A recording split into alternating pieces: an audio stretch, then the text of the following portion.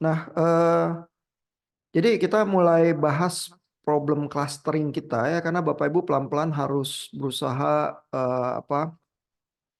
memahami bagaimana cara melakukan clustering secara real ya, dengan data real juga yang messy ya, dan mudah-mudahan itu menjadi latihan yang baik buat Bapak Ibu. Kalau saya tunjukkan di Learn ya, ini papernya Gary Chandra waktu itu udah kita bicarakan ya, tapi ini banyak video-video dari tahun lalu ya, soal machine learning dan data COVID, bagaimana handlingnya ya, lalu persoalan clusteringnya ya. Kalau ini sih aplikasi data analytics biasa ya, tapi di sini misalnya ada spesifik membahas coding K-means clustering yang sederhana, nanti kita bahas ya. Lalu ini juga gimana handling data COVID. Data COVID itu kan bentuknya apa CSV ya, comma separated values ya, kayak Excel tapi yang lebih lebih apa raw lagi, setiap data cuma dipisahin dengan koma gitu ya. Itu harus disedot ke Python, terus ditata dengan Pandas ya, nama alatnya tuh Pandas. Ini video yang lalu yang menerangkan hal itu ya. Lalu ini juga ada video apa clustering COVID-nya ya. Jadi sebenarnya video-video itu lengkap ya, tersedia di Learn. Sehingga kalau Bapak Ibu merasa penjelasan malam ini terlalu singkat ya, karena cuma beberapa puluh menit, terus bisa coba lihat lagi diskusi-diskusi tahun lalu ya, yang menjadi modal juga dari kelompok-kelompok project tahun lalu untuk menyelesaikan problemnya ya. Nah, kalau saya kembali ke atas ya, ini ada tab coding cluster. Ini di sini isinya coding-coding ya. Kalau tadi isinya video-video rekaman, di sini ada link ya ke arah keterangan manual tentang K-means clustering di Python. Lalu ini coding-codingannya nih. Ini datanya ya, sampai 3 Oktober 2022, data COVID. Ini coding K-means clustering yang sederhana. Ini cara sortir data COVID dengan Pandas. Nanti kita demokan. Lalu ini ada coding clustering 3 dimensi. Lalu ini contoh coding clustering data COVID gitu ya. Nah, Bapak Ibu nanti diharapkan melakukan clustering yang mungkin berbeda atau variasi dari contoh-contoh ini ya, dan dari video kita. Dan diharapkan Bapak Ibu bisa menemukan pola yang baru ya, atau mengambil kesimpulan yang exciting, yang memahami fenomena COVID kita dengan lebih baik begitu ya, dari data raw data yang tersedia di internet ini gitu. Ya. Nah, saya coba tunjukkan dulu link ini ya sedikit ya. Sebentar. Nah, link ini kalau diklik itu ke arah ini ya, manual Python ya, soal K-means clustering ya.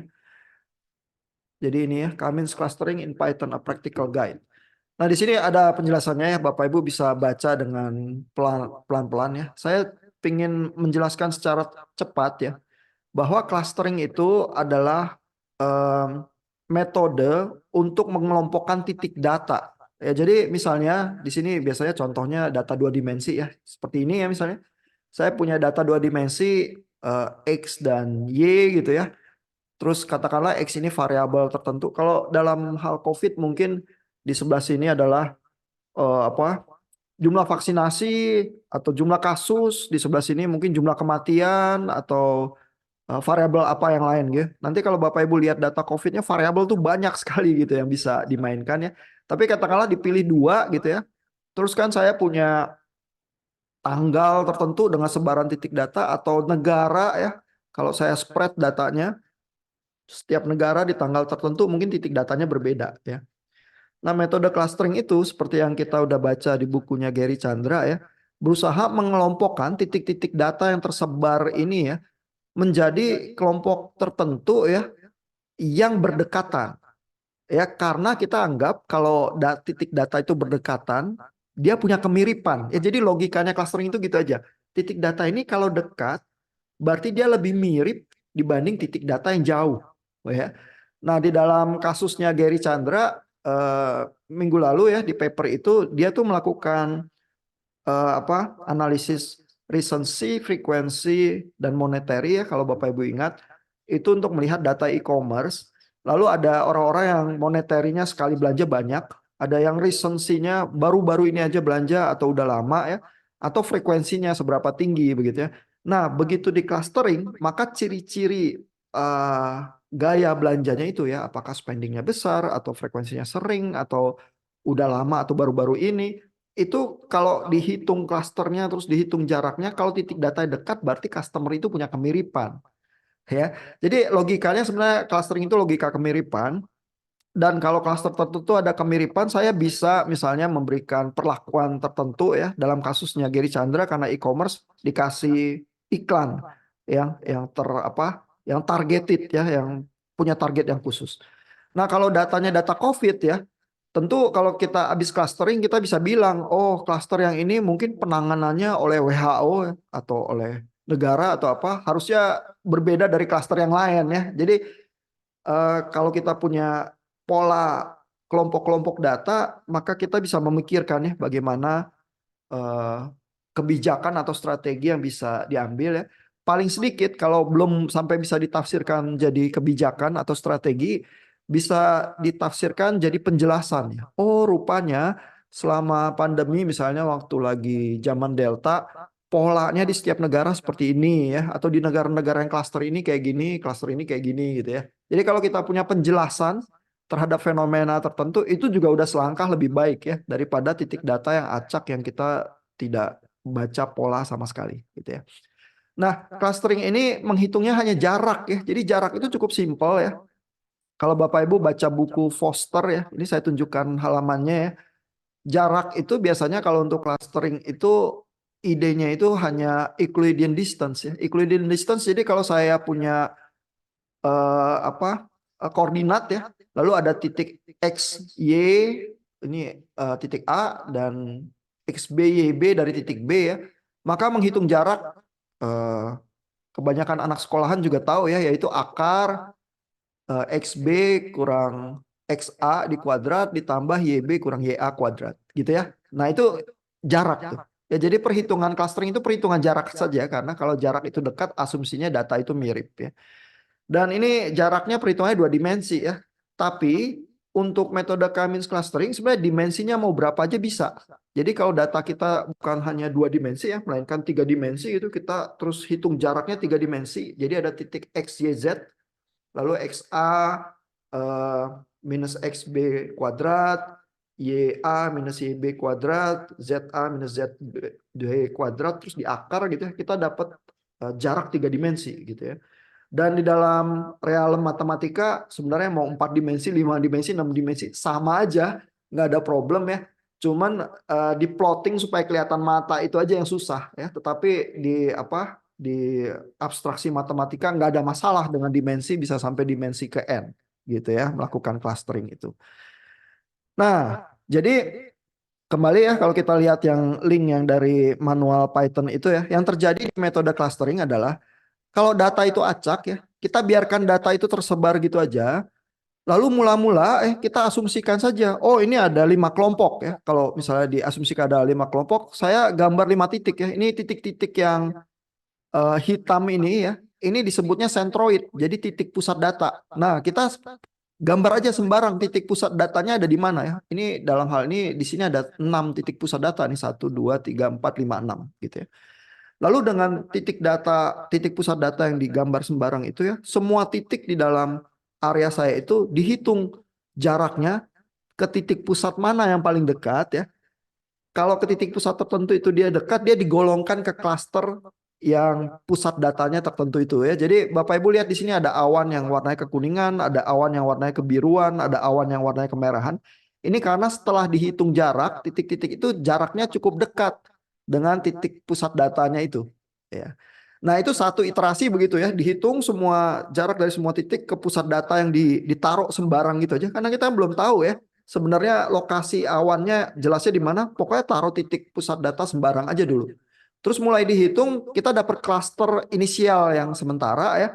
Tapi klaster inisial sementara itu kan salah sebenarnya. Karena tadi titik pusat datanya di awal ditaruhnya sembarang. Nah, kalau kita udah ketemu klaster pusat yang sementara yang di awal itu ya, eh, lalu titik-titik data itu dihitung lagi yang terbentuk di satu klaster itu sebenarnya pusatnya ada di mana? Ya, itu matematika lagi ya, tinggal menjumlahkan dan merata-rata nanti kita dapat means-nya lagi, dapat titik pusat yang sesungguhnya, karena tadi di awal cuma dipakai sembarang. Berarti titik pusatnya itu nanti geser. Begitu titik pusatnya geser, dihitung ulang lagi semua titik ke titik-titik pusat yang udah geser itu ya. Makanya ini di sini gambarnya ilustrasinya titik pusat tuh geser pelan-pelan, pelan-pelan begitu ya, makin menuju ke arah tengah-tengahnya awan yang real ya. Nah, jadi sambil diiterasi gitu aja terus menerus, lama-lama titiknya makin mendekati pusat awan yang sesungguhnya ya. Kalau udah iterasi itu berjalan beberapa kali, bisa aja puluhan atau ratusan kali, lama-lama titik pusatnya nggak bergerak lagi. Karena awannya udah stabil tuh, dia udah sampai di titik pusat yang benerannya gitu ya. Sehingga pada saat itulah clustering kita hentikan dan kita anggap kelompok yang terbentuk itu udah mewakili itu pengelompokan data yang kita butuhkan ya. Jadi dengan kata lain ya, metode clustering itu eh, data apa machine learning itu nggak perlu diajar. Ya, kalau kalau AI biasanya kan kita perlu untuk melakukan inferensi atau pengambilan kesimpulan, kita perlu ada data training untuk bilang oh ini sebenarnya gambar apa gitu misalnya ya.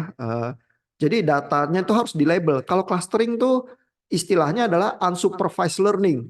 Jadi mesin learningnya nggak diajarin apa-apa, dibiarinin aja lari sendiri random, terus nanti dia bisa mengenali kelompok-kelompok data. Gitu ya. Jadi kita nggak usah punya data training, nggak usah ngapa-ngapain, jalanin aja supaya machine learningnya ngitung jarak-jarak itu. Terus kalau udah terbentuk cluster data, nanti kita pikir ya sebenarnya pattern cluster itu apa yang terjadi di pattern itu. Ya, jadi cukup mudah dan mudah-mudahan itu latihan pertama buat Bapak Ibu sebagai project yang cukup menyenangkan ya karena mudah ya. Terus juga apa cenderung berhasil ya, tidak gagal biasanya ya clustering itu karena unsupervised ya, nggak usah diajarin, mesinnya juga bisa jalan sendiri gitu ya. Lalu nanti dari situ Bapak Ibu berusaha melakukan interpretasi data ya, itu latihan pertama yang saya rasa berharga sih untuk tugas kuliah kita. Nah, saya ingin tunjukin ya in action seperti apa sih codingan clustering itu ya dari contoh yang tersedia di Learn ya. Terus Bapak Ibu bisa cobain juga download ya, nyalain Anaconda, nyalain Python, terus bisa mulai bermain begitu ya. Ini saya share screen ya codingnya. Jadi ini codingnya sederhana ya. Ini dalam bentuk sudah apa Python ya. Jadi diambilnya di Jupyter Notebook ya. Jadi ini bacanya bukan teks gitu ya, tapi di Jupyter Notebook filenya itu kalau dibaca pakai teks editor nggak kebaca, tapi diupload dipanggil di Jupyter Notebook langsung kelihatan teks semacam ini ya. Di bagian atas ini adalah ini ya apa import modul matplotlib ini untuk plotting ya. Terus alat-alat modul ini yang diimport satu-satu supaya bisa menjalankan fungsi-fungsi tertentu yang ada di modul-modul ini ya. Kita pakai terutama modul scikit-learn ini karena di sini ada metode clusteringnya, K-means clusteringnya diambil dari sini juga ya. Terus untuk generate data random ya, make blobs ini diambil dari scikit-learn datasets ya. Lalu kalau ada metrik-metrik tertentu di contoh ini sih nggak dipakai ya, tapi saya sertakan aja di sini misalnya untuk siluet atau standar scalar ya, ini ada modulnya juga yang bisa diimport ya. Nah ini programnya sederhana aja ya. Fungsi MakeBlobs ini dengan parameter-parameter ini akan menghasilkan titik X1 dan Y1 ya, titik X dan Y ya, yang jumlahnya 500. Lalu punya centers itu sebenarnya ada 7 ya. Jadi punya pusat sebenarnya tersebar random di sekitar 7 titik begitu ya. Lalu ada clustering standard deviation ini lebarnya sebaran awannya gitu ya. Seberapa lebar dan seberapa campur begitu ya. Lalu kita bisa print X1-nya berapa banyak titik ya. Lalu kita bisa print juga angka-angkanya supaya kita bisa lihat. Lalu juga setiap angka ini diwarnai begitu ya sehingga kita bisa lihat juga sebenarnya pengelompokan data yang terjadi itu seperti apa ya. Terus kita bisa print itu karena pengelompokan datanya ada di Y1 ini. Jadi X1 ini titiknya ya. Y1 ini pengelompokan titik-titik itu gitu ya. Kalau Bapak Ibu bingung, maka ke manual yang tadi linknya ada manual Python tentang K-means clustering ini dijelasin fungsinya gitu ya. Tapi saya running dulu aja ya supaya Bapak Ibu lihat apa yang terjadi ya. Kalau ini di running, Bapak Ibu lihat gambar seperti ini ya. Ada kumpulan titik-titik ya yang di-create random, ada 500-an gitu ya. Lalu ada 7 warna sebenarnya di sini ya, tapi warna biru dan hijau ini agak overlap gitu ya. Kalau saya kecilin standard deviationnya ya, misalnya saya kecilin jadi 2 ya, sehingga awannya itu lebih lebih berkerumun ya, maka Bapak Ibu bisa lihat gambar yang lebih jelas. Nah ini ya, karena awannya jadi lebih kecil ya. Kalau 5 tadi awannya besar terus nyampur ya. Kalau ini lebih kecil terus Bapak Ibu bisa lihat ini ada 7 nih, 1, 2, 3, 4, 5, 6, 7 kelompok ya yang tersebar gitu ya. Nah, lalu dari 7 kelompok ini ya, ini sebenarnya generate data random untuk kita cluster ya. Nah, dari sini saya bisa jalanin K-means clusteringnya ini. Ya, jadi jalanin K-means clusternya manggil ya, manggil fungsi K-means ini yang sebenarnya udah diimport di atas ya dari scikit-learn modul ini ya. Kalau saya panggil ya, maka saya bisa masukkan parameter-parameter tertentu ya. Jadi modul di Python itu cukup enak sehingga kita tinggal panggil fungsi dan masukkan parameter sesuai algoritma yang ingin kita kerjakan. Jeroannya sebenarnya codingnya tersembunyi di belakang tuh, karena di belakang modul itu dia menghitung jarak Euclidean distance itu dari setiap titik dan sebagainya. Kita tinggal pakai doang sebenarnya di codingan ya. Tetapi Bapak Ibu mungkin ingin baca manualnya atau buku Foster itu ya, chapter tentang clustering, untuk tahu di belakang ini sebenarnya kerjanya gimana. Ya, supaya kalau ada apa-apa Bapak Ibu rada paham juga ya. Nah, di sini ya kita paksa titik-titik yang ada 7 cluster ini ya di cluster menjadi 4 kelompok saja ya. Lalu iterasinya kita batasi supaya maksimum 300 ya. Jadi kan ini metode clustering itu iteratif ya. Dia lempar titik pusat data sembarang dulu, terus dia hitung-hitung jarak, terus dia geser lagi titik pusat datanya sesuai cluster yang baru, terus dia ngulang-ngulang terus ya. Kalau dia ngulang-ngulang terus titik datanya centroidnya istilahnya nggak jadi stabil ya, dia bakal terus iterasi gitu ya. Jadi perlu dibatasin maksimum iterasinya ini 300 aja ya, jangan sampai menggila terus nggak berhenti-berhenti programnya gitu ya. Kalau random state ini ya, tadi di bagian MacBlobs juga ada random state. Ini sebenarnya untuk menginisiasi eh, random generatornya si Python ya, karena setiap program itu kan nggak bisa mengenerate sesuatu random ya. Dia itu pseudo random. Dia sebenarnya nggak random, tapi dia sedemikian rupa melakukan operasi matematika seolah-olah random. Jadi kalau kita lihat nanti statistiknya dari data yang mereka generate random itu seolah-olah random. Tapi randomnya itu tidak benar-benar random, ditentukan oleh nilai awal random state-nya ini gitu ya. Jadi random state ini semacam untuk memicu mesin random generatornya supaya mulai dari state tertentu sih. Sebenarnya gitu sih. Ya, nggak diisi juga cenderung nggak apa-apa sih. Tapi ini dari contoh programnya diisi 42 ya sudah gitu ya.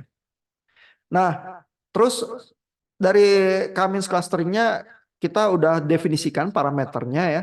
Lalu kalau kita panggil K-means ya, kita fit ya data X1-nya itu, data awan ini ya, kita masukkan ke metode K-means clusteringnya yang udah kita definisikan berdasarkan parameter ini ya. Maka kita mendapatkan apa? Hasil eh, hasil X2 dari klasternya itu begitu ya.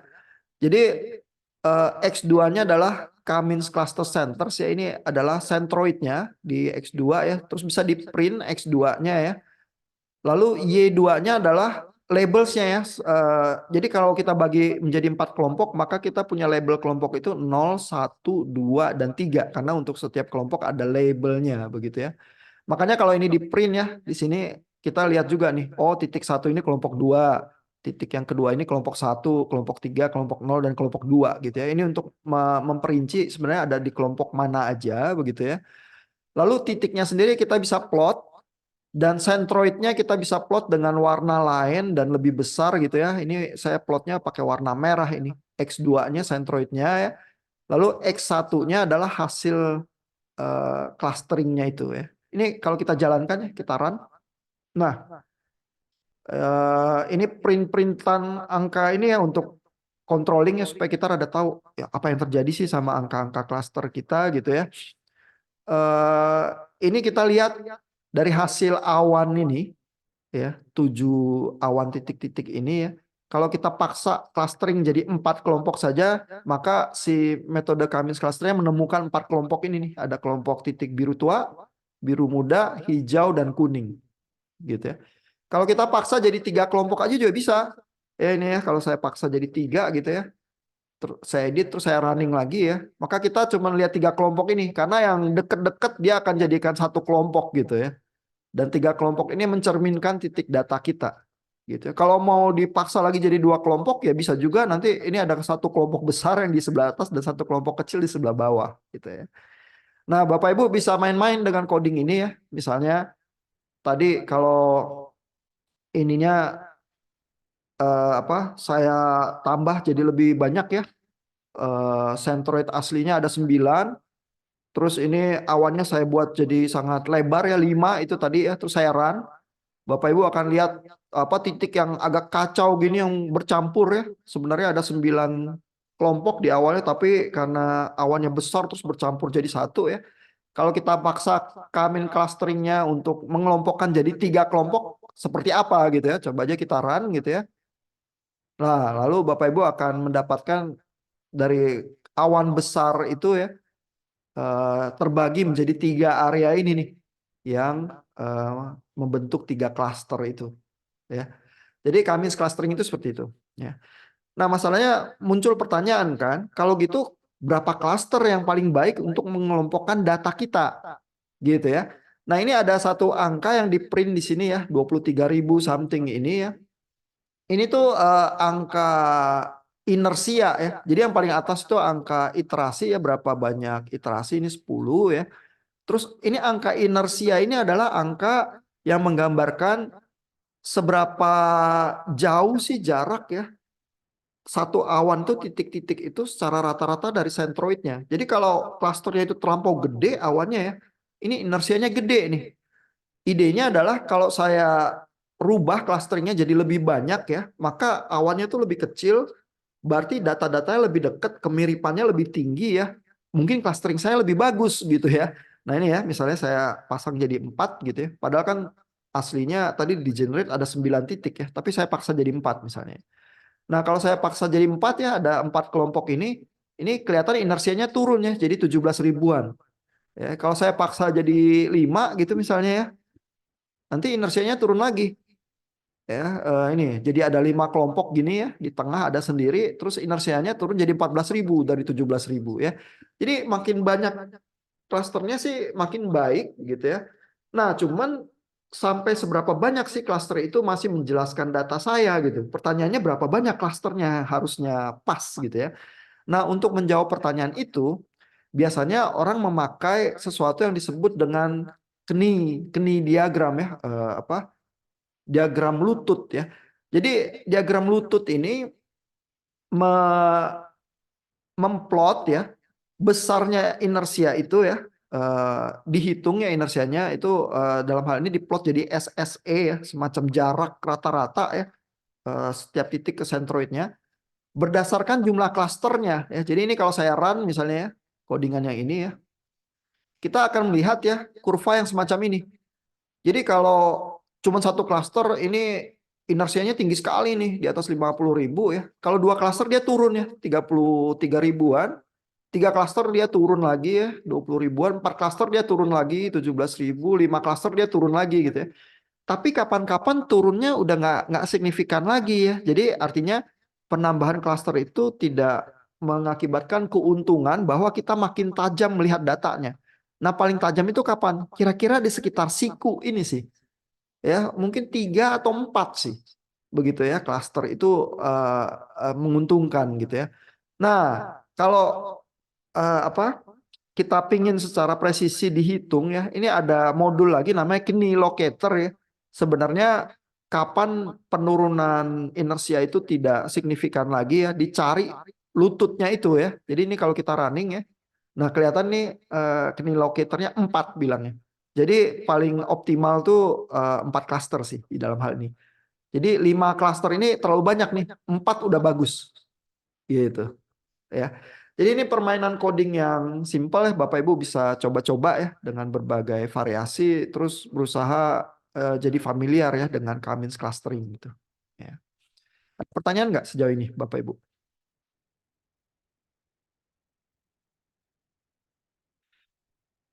Kita coba lanjut sedikit ya dengan codingan yang lain ya.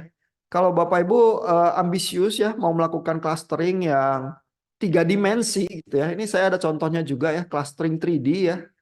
Di Learn juga tersedia, Bapak Ibu bisa download terus main ya. Basically mirip sama tadi ya. Cuma ini saya contohkan bahwa MacBlobs ya, data random yang dihasilkan itu dimensinya variabelnya bukan cuma 2 tapi ada 3 gitu ya. Ini kalau saya running ya. Ups, yang di atasnya harus di running dulu nih, karena kalau belum diimport dia error ya. Ini saya coba running lagi. Nah, ini kelihatan ya. Kalau saya plotting, awannya saya ini ada di sumbu apa koordinat yang 3 dimensi nih. Karena sebenarnya saya punya X, Y, dan Z gitu ya. Tapi ini generator awan random yang sama yang seperti yang saya tadi pakai ya. Kalau saya kecilkan misalnya standarnya ya, ini ada 10 cluster. Ini saya turunkan aja lah supaya gampang dilihat mata ya. Kalau udah 3 dimensi kadang sulit dilihat mata ya. Terus standar deviationnya saya kecilin ya supaya awannya kecil gitu ya. Nah, ini ada 5 awan nih. Terus Bapak Ibu bisa lihat nih ada 5 awan. 1, 2, 3, 4, 5 gitu ya. Nah, tapi mungkin yang agak tricky ini plottingnya nih. Karena plotting 3 dimensi ini harus agak diatur-atur ya. Pakai ini ada pakai subplot ya. Saya bisa ngeplot beberapa gambar sekaligus ya. Terus pakai AXScaper gitu ya. Bapak Ibu bisa lihat di manual-manualnya Python sih bagaimana berfungsinya fungsi-fungsi ini. Ya, saya biarkan Bapak Ibu cari sendiri ya karena ada contohnya. Kalau Bapak Ibu sampai bingung tinggal bilang aja misalnya AX ini kan diambil dari ini ya. Dari apa? Dari pyplot ya. Lalu AX ini kan datanya ya. Eh ini ya, figur, plot figur, terus ini AX-nya ini adalah figur ini dengan subplot itu ya, terus figurnya di scatter gitu ya. Jadi fungsinya tuh fungsi scatter itu tuh bisa dicari ya manualnya. Dia tuh ngapain, terus nanti Bapak Ibu bisa paham ini. Biasanya C ini color ya, terus yang di plot ini data yang mana ya, X1, eh, ini row ke 0, row ke 1, dan row kedua ya, untuk ngincer data yang dimensi yang mana, diplot ke X, Y, dan Z, begitu ya. Terus edge color ini tepian titiknya warnanya apa gitu ya. Kalau K itu hitam sih. Ya. Nah, setelah kita dapat yang 3 dimensi gini ya, kita bisa jalanin lagi buat Cummins clusteringnya gitu. Tapi Cummins clusteringnya 3 dimensi ini. Jadi yang ditelan itu data 3 dimensi itu terus kita cluster ya. Misalnya dalam hal ini kita coba clustering menjadi 4 cluster ya. Eh, parameternya yang lain mirip ya seperti tadi kalau kita running gitu ya. Nah, jadi dari yang 5 awan itu kalau kita paksa jadi 4 klaster bisa juga ya. Ini kita lihat biru muda, biru tua, ini biru yang sian gitu sama kuning gitu ya. Jadi hasilnya seperti itu, cuman 3 dimensi nih. Nah, 3 dimensi kadang menolong interpretasi kita ya, karena pakai mata kelihatan, terus kalau kita tahu sumbu X-nya ini apa, sumbu Y-nya apa, sumbu Z-nya apa, kita bisa lihat titik data tertentu ada di sebelah mana gitu ya. Tapi 3 dimensi ini juga kadang menyulitkan karena kedalaman itu kan diproyeksikan ya, terus gambarnya itu kayak agak miring, terus kita agak lihat dari atas ya. Jadi kadang-kadang ngelihat 2 titik, ini tinggian yang mana sih? Yang atas atau yang bawah ya di sumbu eh, apa? Terutama yang agak sulit dilihat sumbu X sama Y yang di datar ini ya. Itu sebenarnya lebih lebih tinggian mana gitu ya. Bisa bisa jadi susah ya. Jadi kadang-kadang untuk mendapatkan gambaran yang lebih luas 3 dimensi menolong. Tapi kalau kita mau lihat lebih jelas 2 parameter tertentu, kita breakdown lagi jadi 2 dimensi, kita pilih dimensinya, terus kita clustering lagi, mungkin lebih jelas pakai mata sih. Ya.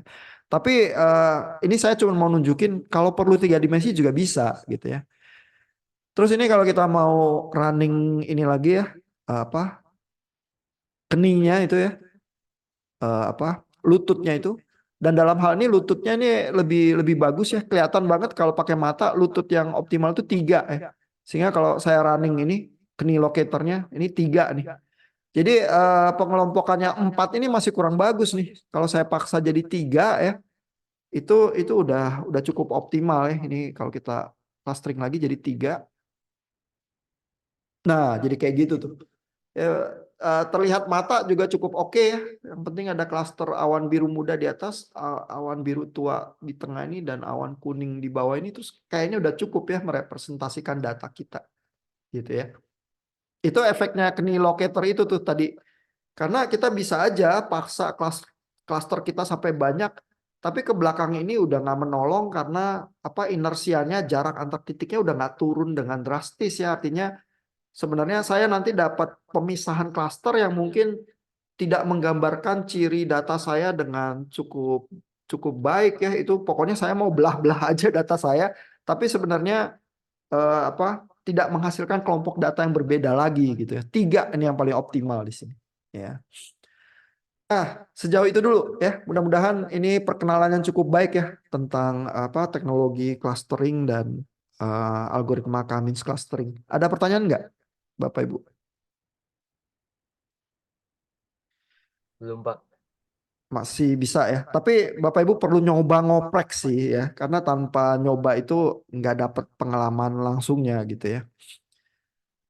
Nah, ini saya mau perkenalkan coding yang ketiga ya. Sekali lagi, mudah-mudahan abis itu cukup ya untuk Bapak Ibu ngoprek sendiri sampai nanti bisa bikin projectnya ya. Nah, di coding ini ya mencontohkan gimana handling data COVID yang disedot ke Python ya. Jadi di codingan ini ya, judulnya COVID Panda ya. Kalau Bapak Ibu lihat di Learn, nanti download yang COVID Panda ini melakukan hal ini ya. Raw datanya juga saya masih kasih linknya ya. Jadi kalau Bapak Ibu pasang link ini ya ke browser Bapak Ibu ya, terus nanti save datanya, itu Bapak Ibu dapat data COVID terbaru tuh. Tapi untuk project-project Bapak Ibu mungkin pakai data yang saya pasang di Learn aja ya, itu dari Oktober 2022. Karena kalau Bapak Ibu download data yang sekarang ya, banyak negara yang udah nggak ngukur lagi karena dianggap COVID udah lewat ya. Terus nanti banyak data yang kosong ya. Jadi malah kurang enak gitu ya. Kalau sampai sekitar November 2022 itu akhir Omikron lah. Kebanyakan negara masih melakukan pengukuran, datanya masih lebih lengkap ya, jadi masih lebih enak lah.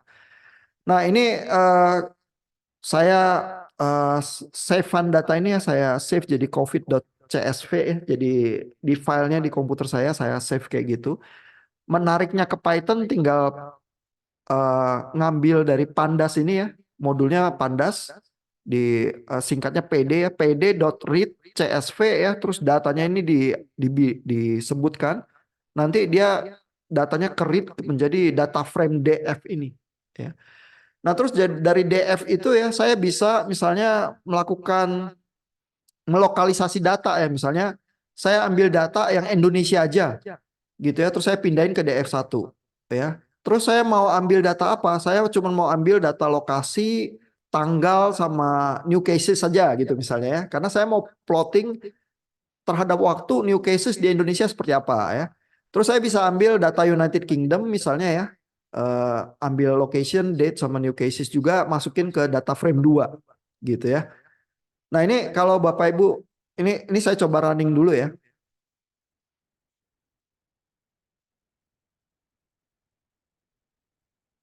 Nah, ini apa, datanya di plot juga, ada data date ya. Ini tanggal 2022 nih, bulan 9, 10, data Indonesia sama data United Kingdom ya. Karena begitu di print ini, printnya tailnya maksudnya di buntut data ya. Jadi data-data yang paling terakhir gitu ya. Nah, terus Bapak Ibu bisa lihat nih, yang DF1 itu yang biru ya, ini data Indonesia. Terus yang merah ini, yang red, ini data UK ya. Bapak Ibu lihat ya, angka new cases, dan ini datanya itu saya rubah windownya supaya deket-deket sama waktu terjadi Delta di Indonesia ya. Jadi ini gunungan Delta ini ya. Itu tahun 2021 ya, bulan Juli, waktu mau habis Lebaran itu di Indonesia hancur ya Delta.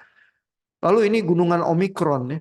Tapi Bapak Ibu bisa lihat ya, di UK habis Delta ini, UK itu melepas lockdownnya. Karena waktu itu summer mereka bilang, biarin aja sekarang summer orang bisa keluar rumah, Terus kalaupun orang tertular nanti karena vaksin itu kenceng di UK ya, kan AstraZeneca termasuk dari UK gitu ya.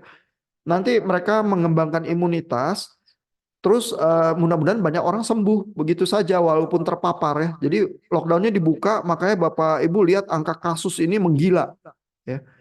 Tapi angka kematian itu nggak terlalu parah di UK karena vaksinnya kenceng gitu.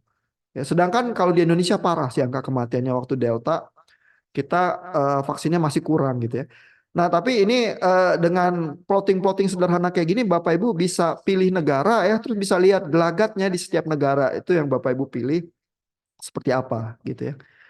Nah, terus ini di codingnya ini saya contohin ya, misalnya pilih tanggal ya, masukin ke data frame 3, pilih tanggal misalnya ini 2021 Juli tanggal 15. Dan ini pada saat Delta nih. Ya, terus saya bisa pilih data new cases, new deaths, sama stringency index. Stringency index ini adalah seberapa keras satu negara melakukan lockdown. Ya, ini kalau di run ya, terus datanya ini saya print gitu ya. Head maksudnya print dari atas 30 data ya. Bapak Ibu lihat kadang-kadang negara-negara itu ada yang nggak ada stringency indexnya, terutama data-data COVID itu ada juga yang sekumpulan negara, misalnya negara EU atau negara South America gitu ya. Ini kan nggak ada data yang spesifik karena setiap negara beda ya kebijakan lockdownnya ya. Tapi misalnya apa ya? Oh, kebanyakan negara yang satuan ada sih. Indonesia ada nih. Lockdownnya 71 kenceng juga lockdownnya waktu itu karena lagi Delta ya. Udah nggak bisa kemana-mana lah. Pokoknya di lockdownnya waktu itu ya. Nah, terus new dates-nya banyak nih. Per hari di tanggal itu hampir 1.000. Ya, jadi parah ini New Delhi. Tapi ada negara lain yang lebih parah nih 1.600 nih Brasil karena presidennya Balelo waktu itu menyangkal ada COVID, menolak vaksin dan lain sebagainya, parah banget. Padahal Brasil itu negara lebih kecil dari Indonesia ya. Jadi dari segi kerentanan jumlah penduduk kita lebih parah, cuman Brasil presidennya lebih ngawur ya. Jadi dia angkanya parah gitu. Terus Bapak Ibu bisa lihat gelagat-gelagat ini ya dari data gitu. Ya, terus ini saya contohin juga data vaksinasi ya. Vaksinasinya sebenarnya nggak terpisah ya, tapi ada data lain ini ada linknya untuk data vaksinasi saja ya. Waktu itu saya download juga, terus Bapak Ibu bisa running juga, terus contohin ya. Misalnya ini data vaksinasi ini adalah saya ambil yang Indonesia dan United Kingdom lagi ya. Terus yang Indonesia biru, United Kingdom merah ya, red. Terus Bapak Ibu bisa lihat nih eh, data vaksinasinya. Nah, Indonesia itu lagi di tengah-tengah apa? Oh, Inggris itu ini kan udah 2022 udah Omikron ya. Jadi Inggris itu udah tenang karena udah di Omikron udah aman, di depannya kenceng banget vaksinnya. Kita tuh masih belum ya, masih berusaha genjot sih. Ini masih 1 juta per hari itu vaksin waktu lagi awal-awal Omikron itu gitu ya. Jadi Bapak Ibu bisa lihat juga gelagat-gelagat vaksinnya gitu ya. Nah, yang agak tricky ya dari permainan data ini ya adalah bahwa data itu ya setiap negara itu mulai ngukur, mulai bisa testing COVID itu kan beda-beda ya. Jadi panjangnya data itu beda-beda tuh. Data itu begitu mulai ada ya. Antara UK sama Indonesia juga gitu, panjangnya beda ya. Sehingga ya di sini itu datanya saya trim supaya datanya panjangnya sama. Karena kalau gitu aja nanti waktu dicocokin gitu nggak seragam, nggak pada hari yang sama atau apa gitu ya. Jadi ini dipotong nih datanya. Eh, Misalnya kalau saya ambil data Indonesia dan data UK ya, ini panjangnya data ya, length dari DF2 saya kurangin length DF1, terus saya cocokin, saya sinkronkan antara DF1 dan DF2 gitu ya. Sehingga panjangnya data dihitung dari data di hari terakhir merunut ke belakang panjangnya sama. Jadi kalau awal mulanya beda-beda ya, ada yang vaksinnya lebih duluan, ada yang vaksinnya lebih belakangan. Pokoknya yang data yang di awal yang beda-beda itu saya potong jadi rapi aja gitu. Ya jadi ini itu untuk nyamain data ya. Nah, terus yang ini adalah untuk setting supaya datanya dari data terakhir ke belakang itu ngelihatnya berapa jauh ya. Jadi kalau saya set di sini 480 hari ya, itu sebenarnya 18 bulan. Jadi saya ngelihat 1,5 tahun ke belakang dari data yang terakhir gitu. Tapi ini saya bisa setting ya, karena ini kan data sekitar Oktober 2022. Kalau saya mau lihat sampai 2021 bulan Juli, saya harus ngelihat 1,5 tahun ke belakang supaya di awal sebelah sini ini habis delta itu tuh bulan Juli itu ya. Jadi saya bisa ngincer sebenarnya tanggal mana yang saya ingin bisa cermati gitu dari data saya itu ya. Cuman ini triknya agak tricky nih. Jadi saya kasih komentar ya itu sebenarnya melakukan apa. Mudah-mudahan lebih memudahkan Bapak Ibu untuk memahaminya sih ya. Nah, problemnya adalah untuk Bapak Ibu bisa melakukan clustering ya. Jadi Bapak Ibu harus ngisep data CSV-nya itu ya ke Python terus di diatur-atur pakai pandas itu ya tadi itu ya supaya dapat data frame tertentu. Begitu mau Cummins clustering, Bapak Ibu tadi perhatikan ya, eh, Cummins clustering algoritma itu cuma mau terima angka doang. Jadi matriks angkanya cuma ada 3 doang. Jadi eh, dari situ ada apa fungsi lagi yang dipanggil untuk data frame itu diambil angkanya doang. Terserah parameternya mau 2, mau 3 dimensi, 4 dimensi, baru itu bisa dimasukin ke Cummins clustering. Terus angka itu juga harus dibersihin. Karena kalau ada negara-negara yang nggak ada datanya ya, itu harus di drop ya supaya Cummins clusteringnya kalau ngelihat angka yang tidak terdefinisi dia nggak bisa ngitung jarak gitu. Dia langsung langsung error gitu. Kalau kita masukin datanya nggak bersih, ada bagian kolom tertentu nggak ada datanya gitu ya. Jadi masih ada praktek harus mengatur data frame itu supaya jadi angka doang yang kita ambil, sama ngedrop data-data yang nggak ada supaya bisa ngerjain Cummins clusteringnya itu. Begitu clustering yang terbentuk, terus Bapak Ibu bisa apa melakukan logika interpretasi terhadap datanya, terus mengumpulkan project clustering sih bersama kelompoknya. Ya. Nah, saya tuh ada satu video lagi, tapi mungkin terlalu panjang kalau kita bahas malam ini. Nanti saya forward ke grup WA ya. Udah tersedia di Learn sih, cuma nanti Bapak Ibu mungkin bingung nyarinya video yang mana. Nanti saya pilihin, saya forward ke grup WA. Ya, supaya kalau udah mulai ngoprek data asli COVID-nya itu terus berusaha clustering, ada pertolongan-pertolongan. Ya, codingannya saya taruh juga sih di Learn, ya, supaya ada contoh Bapak Ibu bisa bisa ngoprek gitu. Ya. Ada pertanyaan nggak Bapak Ibu sejauh ini? Tampaknya gampang nih, tampaknya gampang, tapi tetap harus nyobain sih, terus baru baru tahu ya. Sama diskusi sama kelompoknya ya, jangan kerja sendirian karena mungkin nanti bebannya terlalu berat kalau mikirnya sendirian ya. Dan Bapak Ibu mungkin perlu ini ya, semacam mengembangkan insting ya untuk menebak data COVID saya ada apa aja ya. Terus saya bisa melakukan analisis yang semacam apa kalau saya clustering gitu ya. Ini saya tunjukkan ya sedikit ya. Sebenarnya kolom datanya ada apa aja sih ya. Jadi di sini ya, ini saya comment out ya karena saya nggak jalanin tadi. Tapi di sini tuh bisa ngeprint data frame kolom gitu ya. Ini kalau saya jalanin ya, saya buka komentarnya terus saya running gitu ya. Nah ini ya, Bapak Ibu akan melihat ada indeks ini. Ini jumlah apa banyaknya parameter kolom yang Bapak Ibu bisa pakai. Jadi ada benua, ada location, location ini negara ya, terus ada tanggal, ada total cases ya, jumlah total kasus, jumlah kasus baru, new cases smoothed ini angka kasus baru yang udah di rata-rata mungkin per 7 hari kalau saya nggak salah ya. Terus total kematian, angka kematian setiap hari ya, angka kematian baru yang di rata-rata, terus jumlah kasus per juta orang gitu ya, banyak ini ya.